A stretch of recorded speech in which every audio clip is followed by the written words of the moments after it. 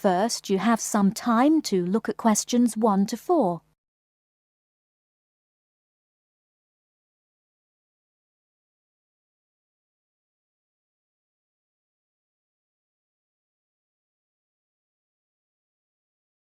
Now we shall begin. You should answer the questions as you listen, because you will not hear the recording a second time. Listen carefully and answer questions 1 to 4. Global Bicycle Tours, may I help you? Yes, thank you. I'd like to sign up for a bicycle tour. Which tour were you interested in? We have the River Valley Tour coming up in June and the Mountain Tour in July. The River Valley tour is in June. I thought it was in May. It actually takes place the first week of June. Oh, I see. Well, I can still do that. The River Valley tour is the one I want. Splendid. Just let me take your information. May I have your name, please? Carla Schmidt. That's Carla with a K, not a C. K-A-R-L-A. Thank you, Ms. Schmidt. Address? Do you need a street address, or can I give you my post office box? A post office box is fine. It's P.O. Box 257, Manchester. Thank you. Okay, next. Will you be bringing your own bicycle, or do you want to rent one from us? I'll bring my own. Excellent. Now, we provide all the meals, so we need to know if you have any dietary restrictions. I don't think so. What do you mean? I mean, if there's any food you can't eat. Some people have food allergies or are vegetarian or have to avoid dairy products, things like that. Oh, I see. Well, yes, I'm a vegetarian. I never eat meat.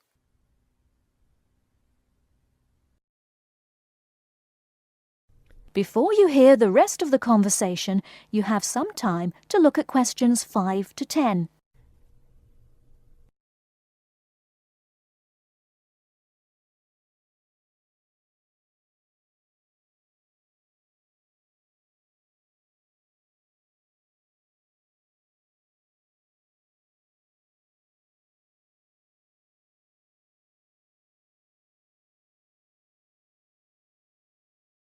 Now listen and answer questions 5 to 10. All right, I'll make a note of that. Now, the total cost of the tour is $750. That much? The price includes everything. Food, hotel, transportation, everything. Everything? Yes, everything. The only other thing is you'll want to tip the tour guide. We usually recommend 5% of the total tour cost. A 5% tip. I guess that's reasonable. In order to reserve your space on the tour, I'll need a 30% deposit. Do you need that right away? We generally ask for the deposit at least 4 weeks before the tour begins. The River Valley tour begins, 6 weeks from now. So you'll need to pay the deposit in 2 weeks. I think I can do that. I wonder if you could tell me something. How will our luggage be transported?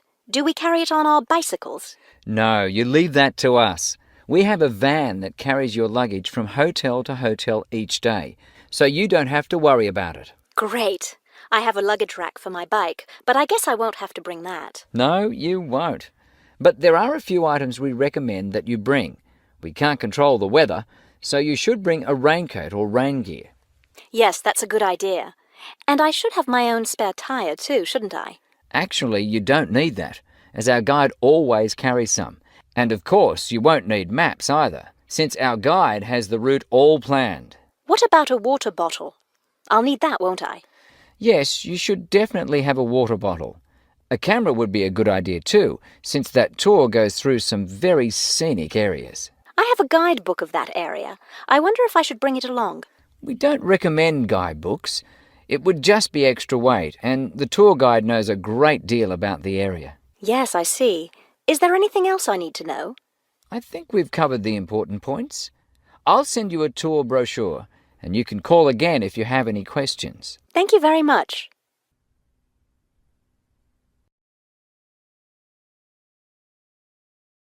That is the end of part 1. You now have half a minute to check your answers.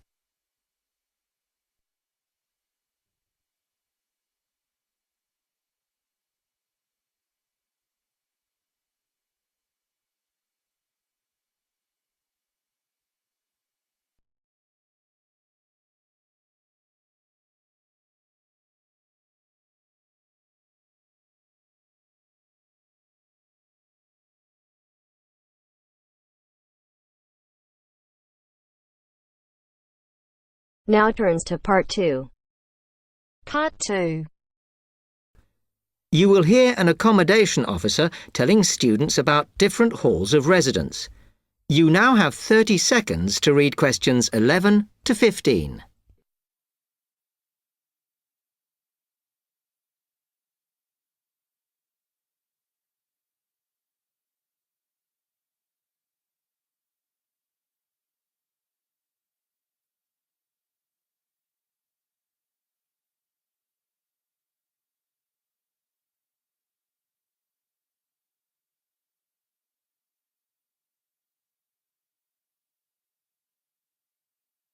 Good afternoon, and welcome to Stanton University. I'm here to tell you about the various halls of residence we have available, should you choose to come here. We aim to offer accommodation in halls to all first-year students, and you'll find there's a good variety to choose from. First of all, there's Brown Hall, which, as you'll see, is not the most modern of buildings, but it is very popular with some students. It's got a good sense of community, some nice refurbished kitchens, and unlike the other halls, it has recently had a gym built in its basement. Another option is Blake Residence, which is built like a large house, and so everybody cooks and eats together. It has its own sectioned-off bit of private garden and is even more peaceful because this is an all-girls residence. Although, of course, boys are allowed to visit the hall and, I understand, frequently take part in cooking dinner. The largest hall we have is Queen's Building, and this has been upgraded recently. The original parking area has been built on so that the hall now has a large common room, and each bedroom now has its own shower room, which many students regard as a real bonus. A further option is the Parkway Flats, which won an award for design in its day, and this building now has a preservation order on it. This has meant that only a limited amount could be done to upgrade it, and the surrounding area is important, so parking is not permitted around the flats. However, the flats do have many extra facilities, such as a special computer room, a small library, and a self-service restaurant. The cost of breakfast, lunch, and dinner is covered in the fees for this hall, so it does look a bit more expensive. The last residence we can offer you is Temple Rise, which again is slightly more expensive than other halls as the rooms are larger. This has got very lovely views across to the coast, and this more than compensates for the fact that bathrooms here are shared between 6 students. However, the hall has domestic staff who clean the rooms once a week, so this is perhaps an attractive option for the messier amongst you. You now have 30 seconds to read questions 16 to 20.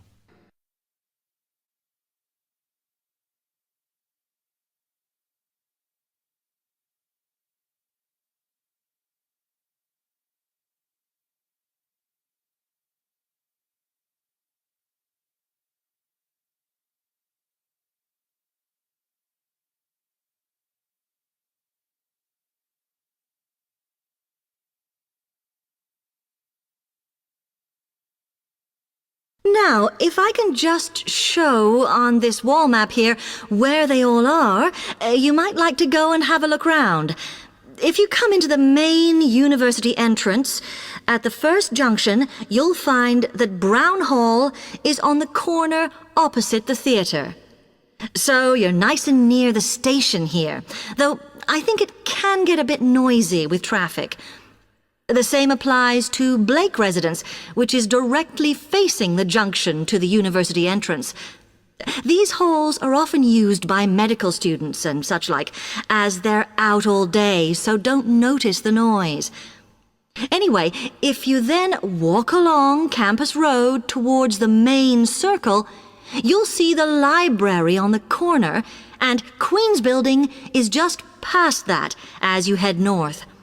You will find that it is quieter here, and you may get fewer visitors. By the way, the circle is quite a feature of the campus, as it's set into the hills and has a brand new sports center in the middle. It's worth going to look around it. Now, the Parkway Flats are on the opposite corner to the library, facing the circle, as you head towards the main buildings. The main buildings are only about a 5-minute walk from here, and places in these halls go quickly, so my advice is to reserve your place as soon as possible. Then Temple Rise is inside the circle, next to the sports center, but further from the main university buildings. Now, if you'd like to go off and physically look...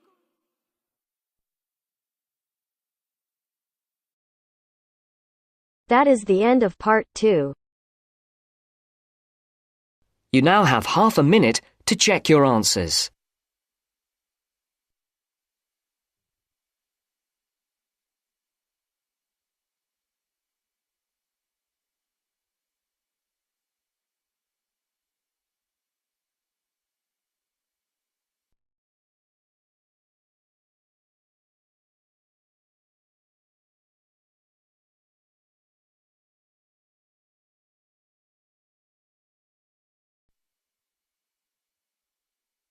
Now turns to part 3. Part 3. Maria is a student at university. She has handed the first draft of an essay to her tutor. The tutor has read it, and now they are discussing ways the essay can be improved. First, you have some time to look at questions 21 to 25.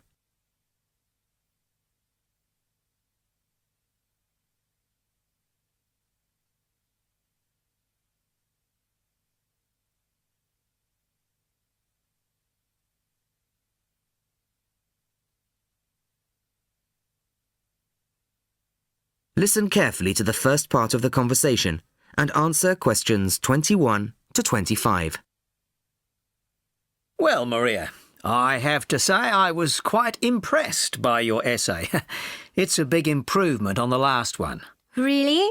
I'm glad. I put a lot more work into this one. I really spent ages on it. And it shows. You've addressed most of the problems I pointed out last time. In particular, the style and language are much more appropriate for an academic essay. So that aspect is okay? Absolutely. If you carry on like this, you shouldn't have any significant problems in that department. That's a relief. I've been quite worried about that, although I've been reading a lot of other essays to try to get the right style. Well, I'd say you've been successful. There are just one or two minor things you could look at. Your punctuation's quite basic. It's really just full stops and commas. And parentheses. Brackets? Yes, brackets if you prefer. In academic writing, these are best used only occasionally, if at all. You use them rather too often. Okay, I see. And I'm sorry to mention it, but your spelling... I know. But I'm working on a foreign computer. The spell checker doesn't work for English. Are you sure?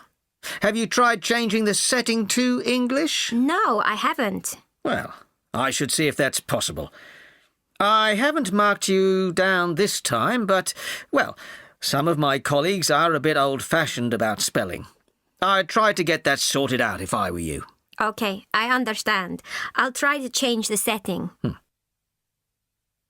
Before you hear the rest of the conversation, you have some time to look at questions 26 to 30.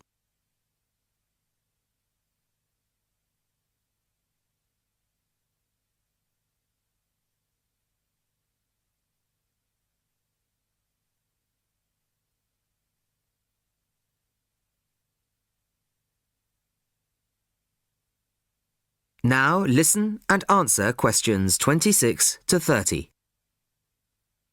The only major problem I have with the content of your essay is the introduction. The introduction should, well, introduce the theme of the essay. You've put some of the most important points there. For example, this bit. The statistics about the growth of railways in the 1850s. That really should go in the main body of the essay.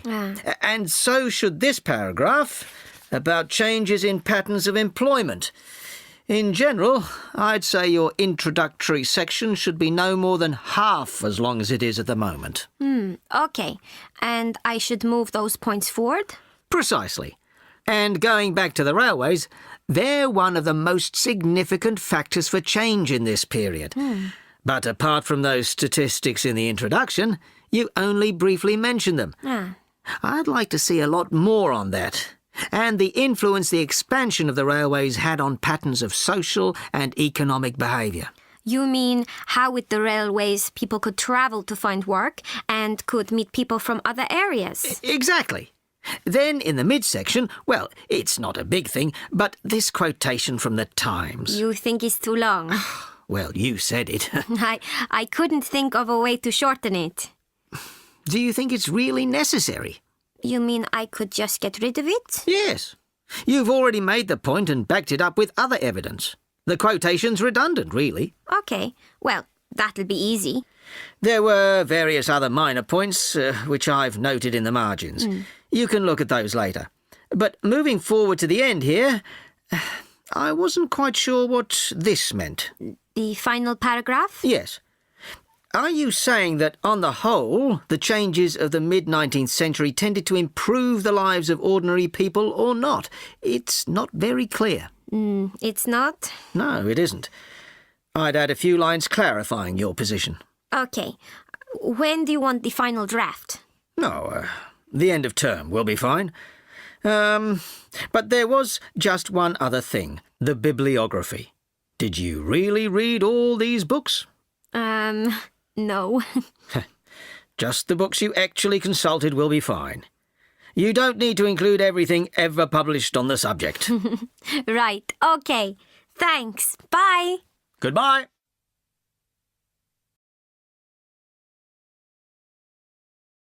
That is the end of part 3. You now have half a minute to check your answers.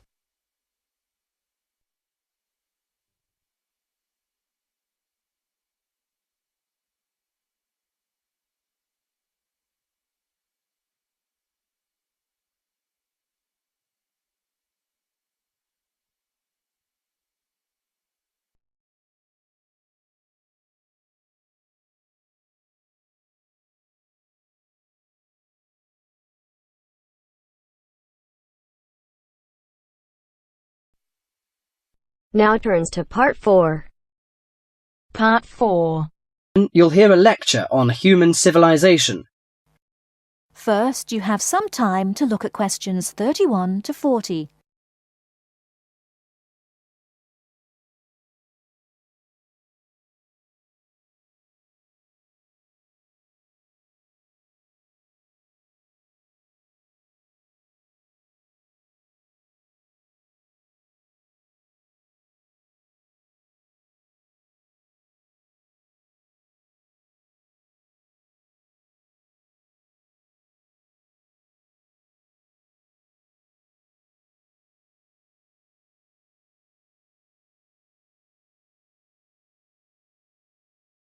Now, listen carefully and answer questions 31 to 40. Today in our History Series lectures, Professor Smith is going to introduce the history of human civilization. Welcome, Professor Smith. Good afternoon, ladies and gentlemen. Do you know when human civilization originated? And what's the development of human language? Well, the first 2 stages in the development of civilized man were probably the invention of primitive weapons and the discovery of fire, though nobody knows exactly when he acquired the use of the latter. The origin of language is also obscure. No doubt it began very gradually. Animals have a few cries that serve as signals, but even the highest apes have not been found able to pronounce words, even with the most intensive professional instruction. Apparently, a necessity for the mastering of speech is the superior brain of man. When man became sufficiently intelligent, we must suppose that he gradually increased the number of cries for different purposes. It was a great day when he discovered that speech could be used for narrative. There are those who think that in this respect, picture language preceded oral language. A man could draw a picture on the wall of his cave to show in which direction he had gone, or what prey he hoped to catch. Probably picture language and oral language developed side by side. I'm inclined to think that language has been the most important single factor in the development of man. Two important stages came not so long before the dawn of written history. The first was the domestication of animals. The second was agriculture. Agriculture was a step in human progress to which, subsequently, there was nothing comparable until our own machine age. Agriculture made possible an immense increase in the number of the human species in the regions where it could be successfully practiced. These were, at first, only those in which nature fertilized the soil after each harvest. Agriculture met with violent resistance from the pastoral nomads, but the agricultural way of life prevailed in the end because of the physical comforts it provided. Another fundamental technical advance was writing, which, like spoken language, developed out of pictures, but as soon as it had reached a certain stage, it was possible to keep records and transmit information to people who were not present when the information was given. These inventions and discoveries, fire, speech, weapons, domestic animals, agriculture, and writing, made the existence of civilized communities possible. From about 3000 BC until the Industrial Revolution, less than 200 years ago, there was no technical advance comparable to these. During this long period, man had enough time to become accustomed to his technique and to develop the beliefs and political organizations to appropriate it. There was, of course, an immense extension in the area of civilized life. At first it had been confined to the Nile, the Euphrates, the Tigris, and the Indus, but at the end of the period in question it covered much the greater part of the livable globe.